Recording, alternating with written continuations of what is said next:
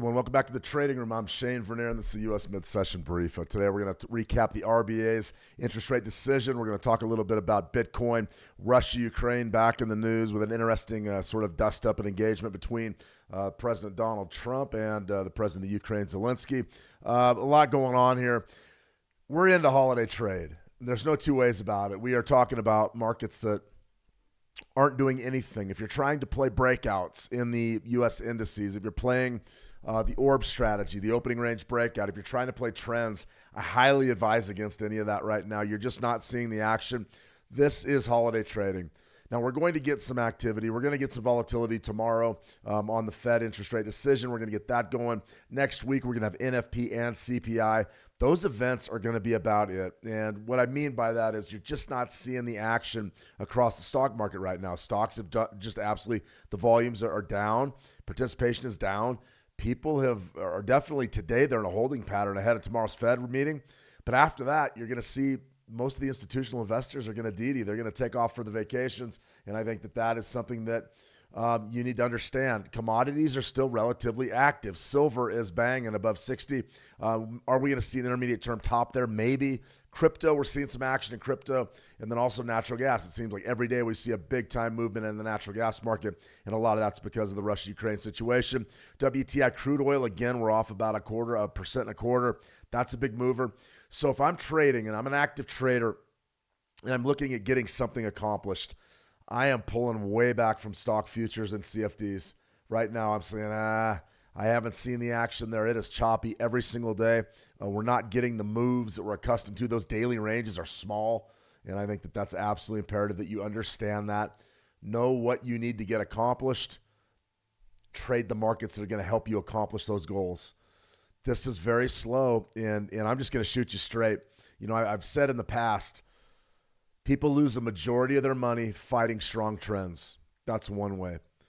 The other way is that people lose the rest of their money trying to shoot for profit targets that aren't there. And when you're in a market that is moving sideways, that's rotational, that's range bound, and you're trying to shoot for these 1 to 3s, 1 to 4s, 1 to 5s, and you sit around scratching your head going, man, I haven't got a move in forever. Well, that's because the markets aren't moving. That's one of the biggest lessons I could ever pass on to anybody. Markets do not have to move. Markets don't have to move. You've got to have a catalyst. You've got to have a conduit. Something has to bring participation to the market. And right now, you don't see it. People are scared of tomorrow's meeting. I've already seen it's all going to be a hawkish rate cut. We're going to see rate cut, but it's going to be hawkish. We're going to see an ultra dovish reaction. We don't know what the heck's going to happen tomorrow. It's all going to be about the FOMC press conference. I'm going to have that live for you starting about 10 minutes before the presser begins. So you've got to really understand that we're in a situation right now that is very difficult to win. And I really want everybody to understand that you can get crushed this month. You can get crushed this month and sit around and throw your strategy out, throw your mentality out. All your goals are out the window because, I had a tough December. Well, most people have a tough December. Hey, listen, I mean, just like it's Tuesday, Wednesday, Thursday, it is time to trade and be active. Well, there's also months in the year. February, March, April, May, great trading months. 4 of them right there. September, October, most of November. That's another 3. That's 7 months that are very good. Summertime, last summer was pretty good. Can be challenging. Holiday season, December trade can be very challenging. So as much as I hate to tell everybody just to sort of hold their water and wait, another few weeks before we get into some great trading, if you're going to trade with reduced leverage. Do not max yourself out. You don't want to lose a bunch of money in December when the new trading year is right around the corner. I want to start with that because I'm getting really tired of looking at my tote board going, nothing's happening in stocks. I mean, we're trying to put up trade ideas and things, but there just isn't any movement. And when there's no movement, we try to force trades. All we can really do is look at our key levels, have game plans ready to go, and then execute if the market comes our way. That's why a lot of folks, they just kick off for December. They say, well, see you next year type of a thing. In any case, we'll be here for the next few weeks anyways, in any juncture. We'll be here for the next several weeks.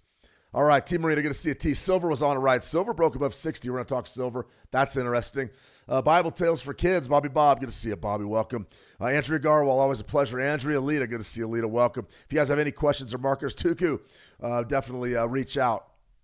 Any market you want to look at, any question you want to ask me, I don't care if it's about the markets or not. You can ask me anything you like. I will do my best to answer, and I'm probably not going to BS you. I'm going to shoot you straight. But definitely there's a few markets to talk about, but there's not a lot to talk about. So we're going to try to do our best to give you a good live stream that's thought-provoking and gives you a few ideas, at least moving forward into tomorrow's trade.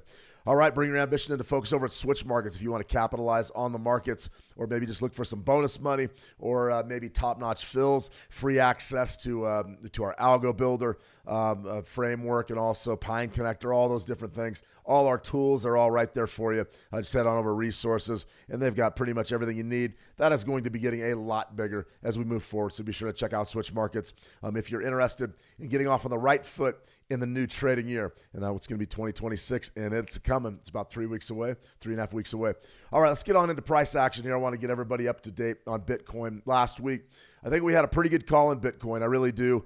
Big fan of Fibonacci retracements. There's your monthly chart, sort of your swing low from back April all the way up to your yearly high, your all-time high in October.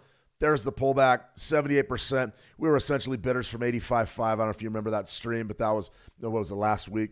We were looking at that level saying if this level holds, we could definitely get rotation higher, and that's exactly what happened. We saw bidders really dig in. Nice big washout down to 80. The trade idea itself was about 85.5-ish. Stop loss was beneath 80, and we were looking for a nice payoff there, and we got it, and it really wasn't much of a problem. Really a nice bounce off of 78%. Now, the biggest thing to remember about a 78% retracement level, it is the line in the sand. It's the point of no return. If 78% doesn't hold, then we're going to go and we're going to mop that swing low, which would be the yearly low, down around 74. Big time zone. It's held up scrutiny right now. I'm still watching for a return to 100,000. You can also almost see the 62% acting as topside resistance now. So price sort of rotating between 94,250 and 95.5. I think it's a fascinating market dynamic as we roll into into midweek trade, late year trade. What happens to Bitcoin from here on in? I think you're going to see this market base, then rally. I'm looking for a close this year above 100,000. I don't know that we'll get it, but I think we're at least going to test on 100,000. I think it happens in the coming days as well. So you definitely want to dig in there. If you're a Bitcoin trader, if you're a crypto trader, it looks like the bulls may be making an intermediate term stand there. This was the one that I really loved, though. I loved Ethereum. I thought that Ethereum had a real chance to tank. That's one of the reasons why, I don't know, they don't have the final leaderboard up in that TradingView contest, but one of the reasons why I didn't win is because I said, listen, we had a real good opportunity here. Fibonacci retracement on Ether, spike low, spike high. There was your pullback, big time level right there at 27.50. Then immediately I said, well, if I'm going to win this contest, I got to take a shot. And my shot was going to go, I went short from right there, sort of banking that we're going to break beneath last month's low and extend down to about 2,122. Didn't develop. We got a beautiful bounce. This essentially is a Fibonacci retracement working beautifully. Initial test was stiff. Your last month's low was down there about 26.21, bounced up $100, and since then, what are we up about $500, $600? That was a great trade. Those levels held firm. Really nice position stuff when you're looking at the ability to trade crypto. I love trading crypto on the cash markets because it gives you what? It gives you staying power. It gives you the ability to buy something and hold it, a lot like a stock. We're not leveraged out in the cash markets, so we have staying power. We're not going to get eliminated, and it's not going to happen fast because we took too large of a position. That's good stuff. That's a nice move. I mean, just pull out my little calculator here. 3370. So let's say we just go to 3,300. 3,300 and the bid was 2744. So 3,300 minus, let's say, 2750-ish. You're down to about 550 divided by what? 2750, 550 divided by 27 is what? About 30%, something like that. Not that high. Excuse me, I take that back. 27, it's about 20%. So I was in the ballpark. That's a hell of a trade. Very nice stuff. I'm out of crypto. So our bullish bias are still very warranted here. I think that we're in for some pretty good trading with crypto. Unless I see something really big in the news headlines, I'm very bullish crypto for 2026. We may be a year late, but I don't think so. It looks to me like you're going to get some rate cuts. You're going to get some deregulation. You've got an administration in the White House that is very, very pro-crypto. And as long as you have institutional adoption, deregulation, and enough cheap money in the market to make folks invest in crypto and in crypto blockchain structure, blockchain technologies, you're going to see this market rally. There's no question.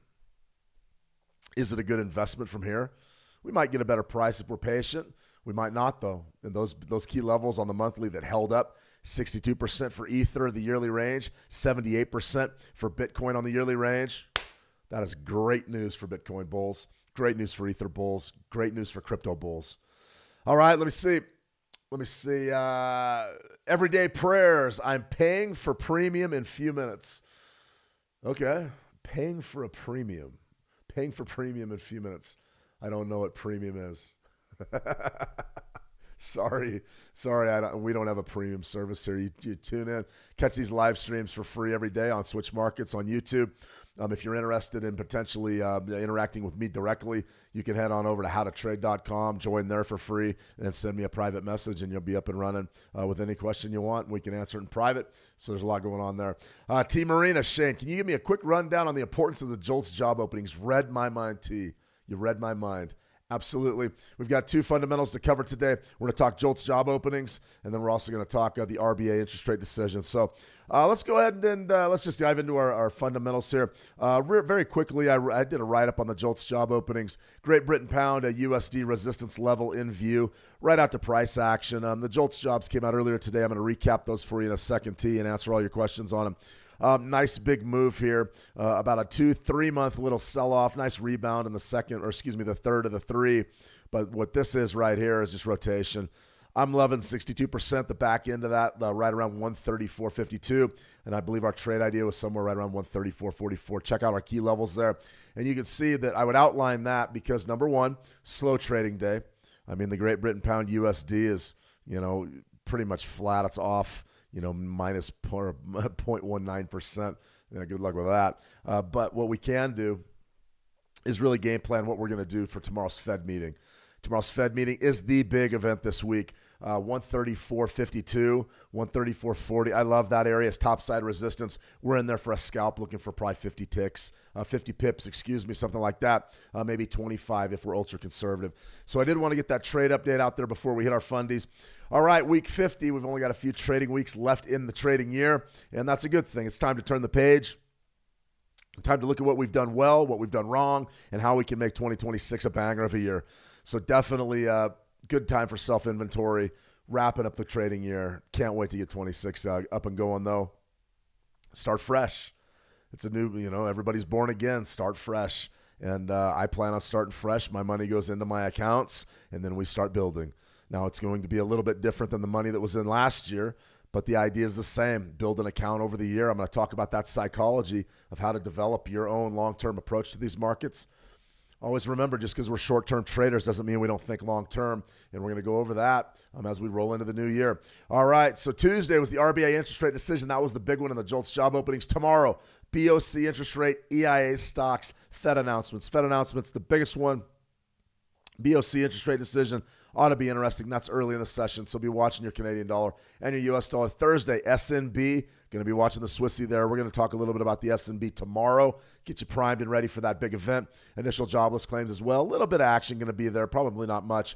And Friday is sort of a no-donation Friday. UK GDP, Germany CPI, probably not going to move the markets much with either of those events.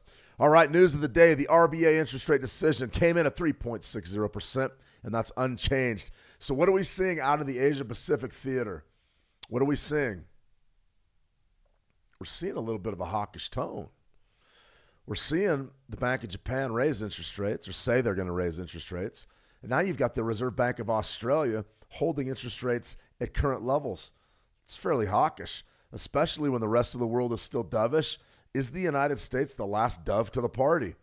Is everybody already completing their cycle and then maybe thinking about holding firm or raising? This is fascinating stuff. This is fascinating stuff. I'm interested, but in any case, 3.60% is what the RBA did. You'll notice our trade update here. Still haven't got in on it. We've got a little sell going right in front of 2025's high, and you'll see on our 920 EMA crossover. 4-hour chart, that was a daily bullish buy there, but you actually had a 4-hour bullish buy when the 9 crossed over the 20, and it was right back there, and it was a beautiful thing back on the 25th of November. Really got you into some beautiful trading there. I'm looking at 2025's high as being a potential area of resistance, area of two-way action. And what that means is we're looking for a little bit of compression right here, and then more than likely a nice little short scalp. So if you're interested in that, check out that trade ID. I believe the entry was somewhere right around 66.94-ish, 66.90, somewhere in that vicinity. And remember, if you're over at How to Trade and you follow me, click on my picture, follow me. You get these trade ideas sent out to you directly to your email.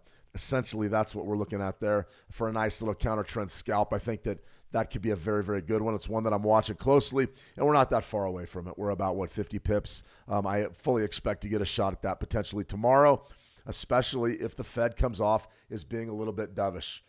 Interesting stuff there. Okay, we had a question on the JOLTS job openings. This really was the news of the day here in the United States. Now, the funny thing about the JOLTS job openings is that it comes out during the U.S. session. So it comes out at about 10 a.m. Eastern, which is about 30 minutes after the U.S. Open, that cash open. So the JOLTS job openings is interesting as it can bring you some very short-term volatility. It did not do anything to sway market sentiment today. It just didn't. So let's go ahead and take a look at it. So I'm going to start with the numbers, and I'm going to tell you what the JOLTS job numbers really mean and what they are. But let's start with the statistics. JOLTS job openings, 7.658 million. That's above 7.2 million. Expected in 7.227 million previous. I don't care about the leading index. JOLTS job openings for October, 7.60 million, and that was a little bit better than the previous release. So what are these numbers? What is a JOLTS job opening? JOLTS jobs, a little bit different than new jobs created. So when we do like an NFP or we do initial jobless claims or something like that, we're looking at maybe measuring the people that go to the unemployment line for initial jobless claims, unemployment rate, see if that's rising. NFP is the number of new jobs created. What's a JOLTS job opening? Well, it's done by the BLS, the U.S. Bureau of Labor Statistics, so it is an official metric. It measures job vacancies. Now, in order for this to be a job vacancy, it's got to meet some criteria. A specific position exists and there is work available. Okay, so that's basically an empty job. So let's say if the local bank was hiring a finance manager and they didn't have anybody in that position, that's a vacancy. All right, the job could start within 30 days whether or not the established finds a suitable candidate. So it's available for immediate fill. So that job is going to be one that's open, that they're willing to hire and get somebody up and going immediately on it. Number 3, there's active recruiting for workers outside the establishment. That means that the establishment is outside the recruiting. They're trying to fill the position. So the biggest thing to remember about JOLTS jobs is that it's an opening. It means that, yeah, there is some growth in your economic sector. What would a bunch of job openings mean? It can be perceived a number of different ways. You could say, well, everybody quit and they can't find anybody to fill the position. You could say that. After COVID, or during the COVID era, that's pretty much JOLTS. We're like, we don't know what that means. Now, when you have unemployment rising up above 4%, and you're not nearly at maximum employment yet, you aren't in a situation where there's just a ton of jobs out there. So when you see an increase in your JOLTS job openings, typically that's viewed as economic expansion. That's viewed as economic growth. Companies are expanding. Now, I don't know that I believe that. Everything that I hear on the street is downsizing. I've talked to a lot of people, not a lot of people, but several people that have been downsized, and they were giving me the ins and outs of it. And I was very surprised at what exactly was happening. Now, a lot of this is because of AI. You've seen a lot of corporate layoffs in the last 6 months, and a lot of it is because of AI, no question about it. So what is a JOLTS job opening right now? If a JOLTS job opening comes in higher than expected, we sort of figure that, okay, there is some expansion. We're just not really sure in which sectors, and we're going to look at that in just a second. But that essentially is what it is. So what was the official number here? Here it is right from the BLS. Job openings in the United States increased 12,000. I can't read today. Job openings in the United States increased by 12,000 to 7.6 million in October, up from 7.65 million in September, according to delayed data from the U.S. Bureau of Labor Statistics. We are still delayed from the U.S. government shutdown. Still. It's ridiculous what happened. It messed up all of our analysis. I mean, people don't know what's going on in the jobs market right now. They're waiting for next week, the 16th of December, when we get the next NFP report. That's going to be a huge figure. We'll talk more about that when the time comes. All right. So we got a big jump there. What is the sector? By sector, openings rose in trade, transportation, and utilities, led by retail, and wholesale trade. I don't need to go any further than that. So what does an uptick in retail and wholesale trade mean? Holiday season. More than likely, a lot of those positions are going to be seasonal. So you could see logistics. I don't see anything specifically in logistics there. They're probably lumping logistics in with retail, which would mean what? New UPS drivers, seasonal for the holiday seasons, UPS drivers, FedEx drivers, DHL, things like that. So those are going to be some of those jobs. Maybe some of those are also in the logistics, sorting packages, things like that. Drivers, you guys get what I'm saying.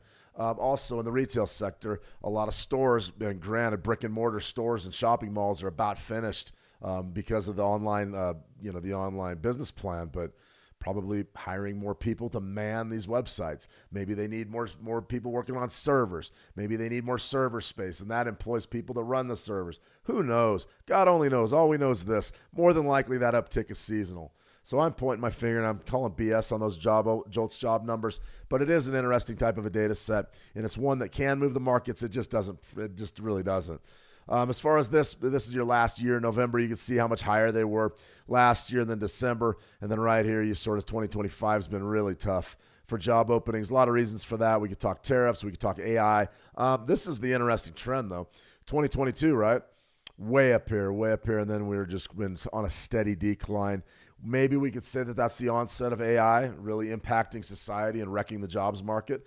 We might be able to get away with saying something like that. I mean, I could make that argument, that's for sure. The real question is what's the long-term implications of all this? Is it fewer jobs? Is it less openings? Because if it's less openings over time, it means that your unemployment rate is going to go up, and this economy is going to get very, very tight. So the job creation has to come from somewhere.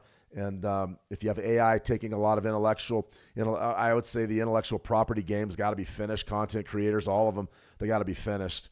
We're really starting to wind down because AI is taking over everything in that space. Believe me, I worked for a writer for 10 years. I was not 10 years, but 6 years. I was a full-time writer, and that's what I did. I wrote for financial media, and the big thing that I was talking to some of my old contacts in that arena, the layoffs are staggering. They're staggering, and it's because AI writes everything now.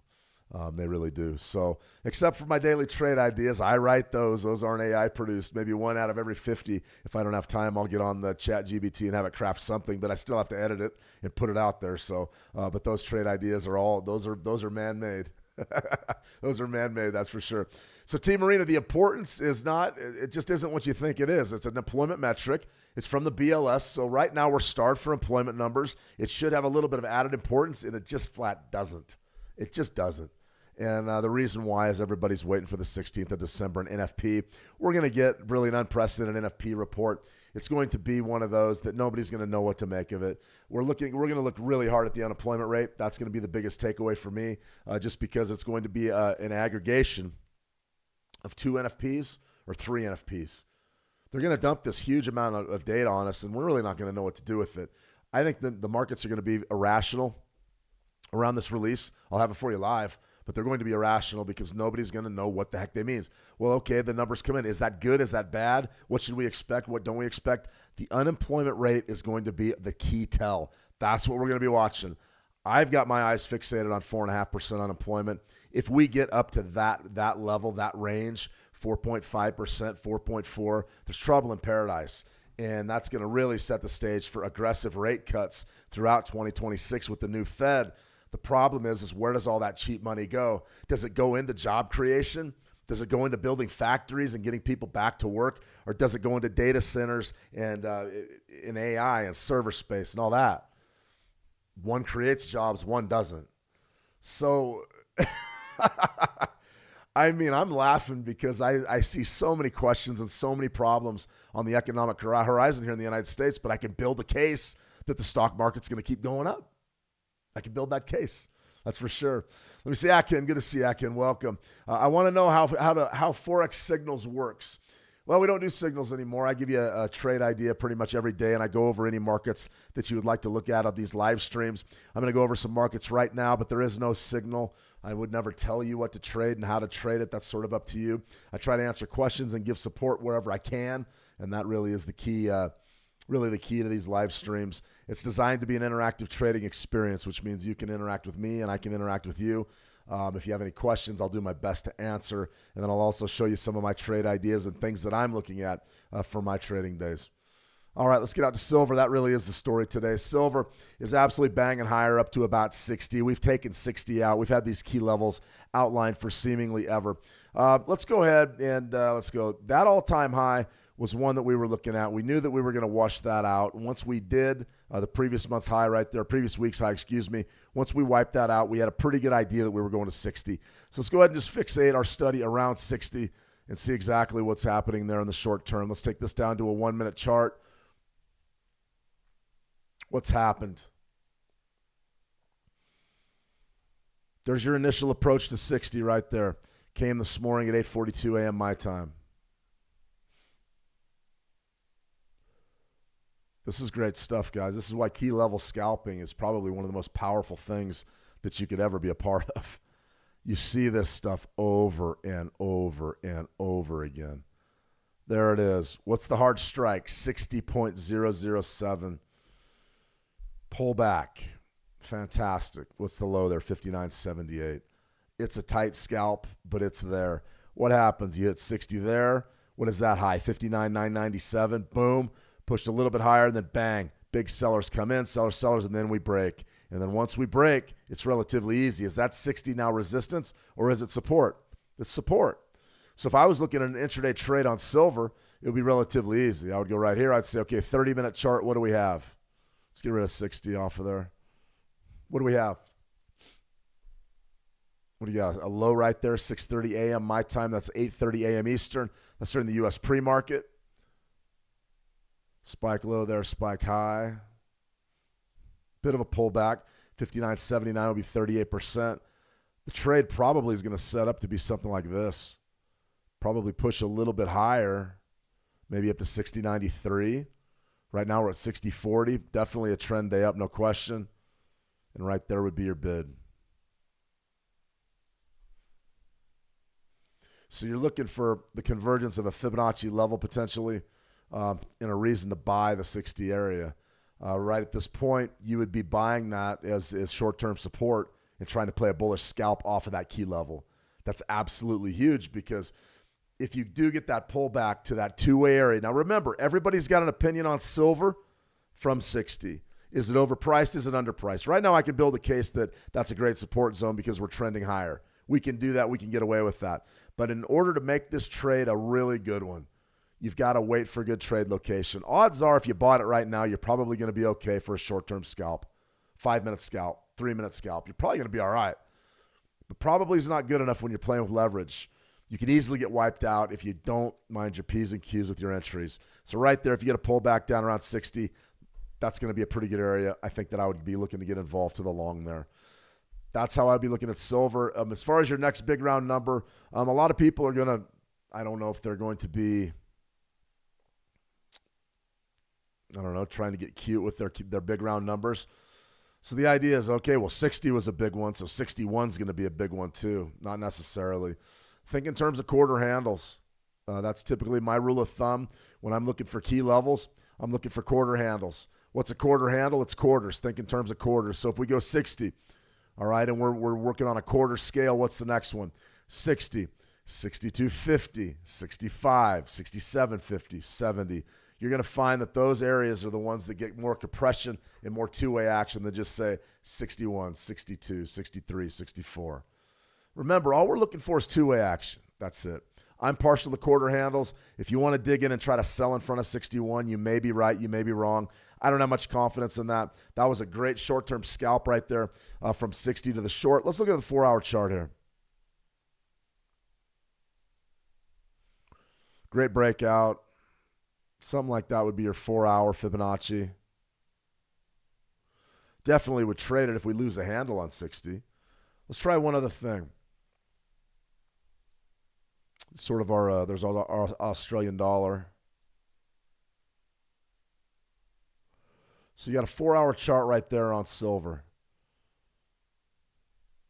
Price has absolutely exploded way back here. There was your sell. There was your crossover bid. It's not colored in because it's a doji. That's happened a lot if you notice. But right there, boom, there was your bid somewhere down around 51, and now you're up to 60. That's a great trade. What could we be looking at now from a 4-hour chart? A couple conditions I would take if you were going to sell. If you were looking to sell silver, just understand you're fighting just an absolute ripper of an uptrend, an absolute ripper. What this could base out right around 60, and then if you do get that 9 EMA on the 4-hour chart to cross beneath the 20, we could sell that thing and potentially get short. That may not be a bad play, but we're a few days off of that, maybe the rest of the week off. We have to see some prima facie evidence that price is becoming exhausted at 60. One last thing I'm going to point out on this silver chart, and it's a mistake people make with their RSI indicator all the time, and I don't advise ever trading RSI in this fashion. RSI has now broken out on the 4-hour chart, and it's above 70. That is an overbought territory. That means that we want to sell the market. I highly recommend not doing it. Not until we get some confirmation. I would much rather see this area right in here, this 4-hour chart, this 9 cross underneath the 20 EMA in sort of confluence with this 60, and we got a great stop-loss location that would have been priced when it is overbought. That's a trade. That's something we can hang our hat on and get excited about. That is what I'm talking about. Now, as far as the rest of this goes, trying to sell right now naked just because, well, the RSI is an overbought territory, I'm going to take a short. I would advise against that because this trend is strong. This trend is really strong, and if you do fight it, more than likely you're going to lose unless you got some good confirmation, a good stop loss, and a good risk versus reward. Right now, you do not know where to stop yourself out at, and that is a major, major, major, major problem. So be careful with that. If you're looking to short silver, be smart. I mean, even if you wanted to do this on a 30-minute chart, I would sort of give you the benefit of the doubt. I'd say, okay, we're deep into overbought territory. If you do get that 9 EMA to cross under the 20 on your 30-minute chart, I probably would give you the benefit of the doubt and say, okay, go get them. Go for it. That's what I would say. That's what I would say. Something to think about there if you're looking at silver. Now, as far as the rest of this stuff goes, I mean, we could pick through the majors. I don't see much here. This was sort of an area we wanted that 153.20 zone in the Japanese yen. We wanted to bid that. There's starting to be real questions now about the direction of the yen because of the BOJ rate hikes. Also, the earthquake yesterday. I didn't see any of the tsunamis really materialize that we talked about, but my news feed, maybe I missed it. I could have missed it. I don't think I did, though. But we definitely are looking at 2025's high, 158.88. I would be very surprised if that doesn't come into play. We do have a trade idea out, I believe, on this, and essentially what it's going to be is something like this. It's going to be a short from this zone, right in front of this zone, and that essentially is what we're going to be looking at, just a nice short trade right in front of the yearly high. The idea is that you're going to get compression there and then potentially break. Something to think about there. All right, natural gas. We'll end with natural gas. This is interesting to me. This is one of those trades or one of those markets that it's difficult to trade. I'm not a gas trader, never claimed to be, but our levels are pretty true. They're pretty true. Really, Russian invasion of the Ukraine, epic highs, really just panic, euphoric times for natural gas bulls. And then we went all the way down to really the bottom of the barrel, down there right around 150, somewhere in that 1542. And then you rallied right up there at 47.45 and then pulled back. And then you hit it again, pulled back, and then we broke above that zone. And now we're pulling back, and it's turning into a monthly hammer. That could be the top of our market. Let's wait and see how the rest of this month pans out. But if, in fact, you can't drive any higher than that in December and maybe the first part of January, we start swinging around to spring seasonality in February, mid to late February. You could easily see this market trend down, especially, if you get this Russia-Ukraine peace deal. Not good news there. I mean, there's a lot of Trump was pretty upset today with Zelensky again. Zelensky reaffirms his refusal to cede land to Russia. Basically, Trump came out and said, you haven't had any elections in the Ukraine in a while. You need to have elections before going any further here. Of course, that's just all saber-rattling, trying to get a deal done from the United States' end of it, Trump's end of it. He wants a deal done, so you say, well, I got a peace deal going. It doesn't look like it's going to happen. Let's see. Zelensky says he will send U.S. revised plan to end Ukraine war. I mean, whatever that means. I doubt it means anything. Then you've got all sorts of offensive campaigns. Russia-Ukraine war. Trump says Putin is winning war in attack on Zelensky. So it was sort of a hot news cycle there with the Russia-Ukraine war. If you do see a settlement to that, even a ceasefire, even a prolonged ceasefire with negotiations going into the spring months, you're setting yourself up for a bear market in natural gas. And we've got an incredible area to be short from. So definitely want to keep an eye on that gas market if you're a gas trader. I think it's very, very, very risky. So if you're in that market, you have my blessing. I love the aggressiveness. I love the aggressive nature. Just take care of yourself and take care of your money. Don't mess up, that's for sure. All right, let's see. We got a question from Bobby Bob. WTI. Okay, I'll cover WTI, our interest rates, and then we'll go ahead and call it a day. Gordon Williams, good to see you, Gordon. All right, Fed Watch. Here we go. My throat is still just toasted from Saturday's game in Missoula, Washington Grizzlies Stadium. Great football game. We got another one this week, so I'll be hoarse next Monday and Tuesday as well. All right. Here we go. Fed Watch, CME. I'll have it for you tomorrow. FOMC Live. We'll be here with bells on. Be sure to tune in 10 minutes before the press conference begins.